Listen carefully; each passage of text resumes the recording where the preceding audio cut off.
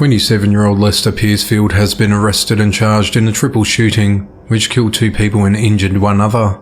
The incident occurred at around 4:20 a.m. on the 11th of July 2022, when officers responded to reports of shots fired inside the premises of an apartment complex located at 7200 Premier Lane in Austell, Georgia.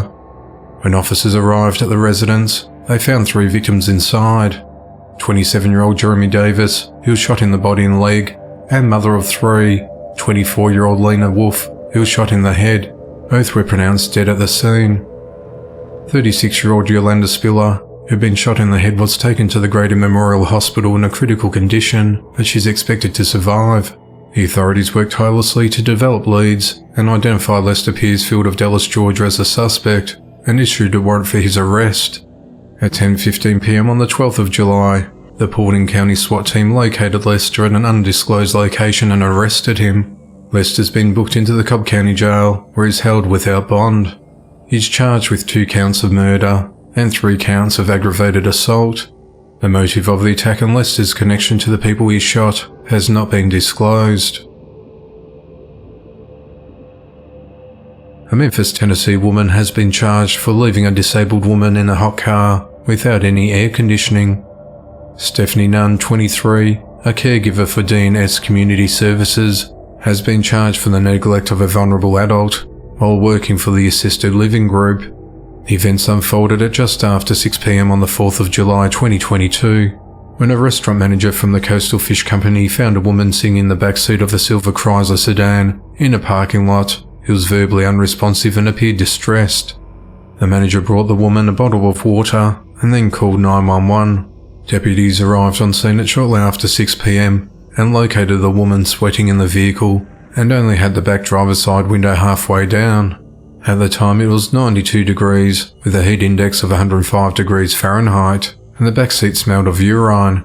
It's unclear how long she was in the car. While first responders were at the scene, Stephanie came back to the vehicle. She told the officers that she brought a client to the park for outside time and had just left the car to walk around the park by herself. The victim was transported to a local hospital in a stable condition. Stephanie was charged with vulnerable adult abuse, and she's currently out of jail on a $2,500 bond. Stephanie's employer said they're working with the authorities to conduct a review. On the evening of the 8th of July 2022, 24-year-old Anthony Sierra was arrested in connection to the beating death of 9-month-old toddler Lachlan Steffs. He was in his care while the child's parents were at work. The child was admitted to the emergency department of the Children's Wisconsin Hospital on the morning of the 7th of July 2022, with an array of life-threatening injuries consistent with abuse. The child was unresponsive and not breathing on his own. The following day, Lachlan was taken off life support and he was pronounced dead at 7:19 p.m. It was determined that the boy suffered a significant brain injury from blunt force trauma to his head. The child's mother told the police that she had been introduced to Anthony through a mutual friend, and that Anthony helped her and the child's father obtain jobs at his place of employment.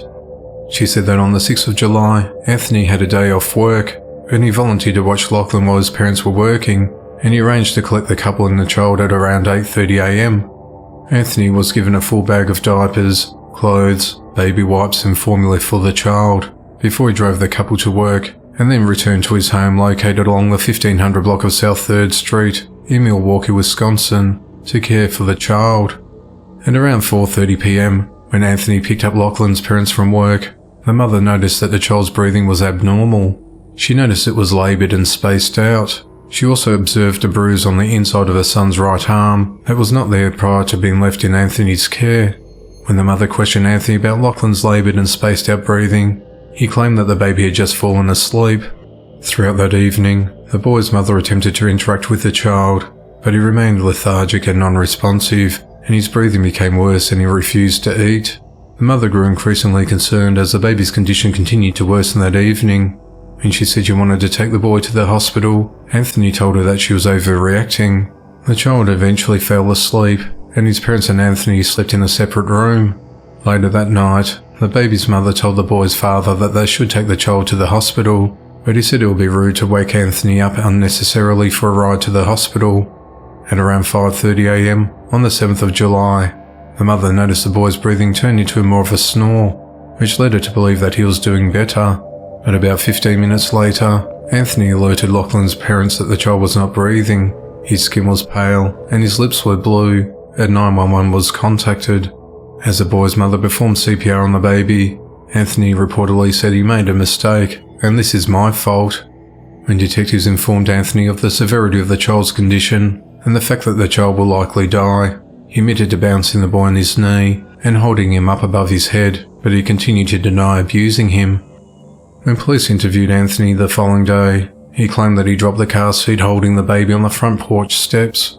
He said the car seat landed on its side at the bottom of the steps, but he said the child was not injured and appeared to be fine. However, this was the first time Anthony ever disclosed a fault to anyone.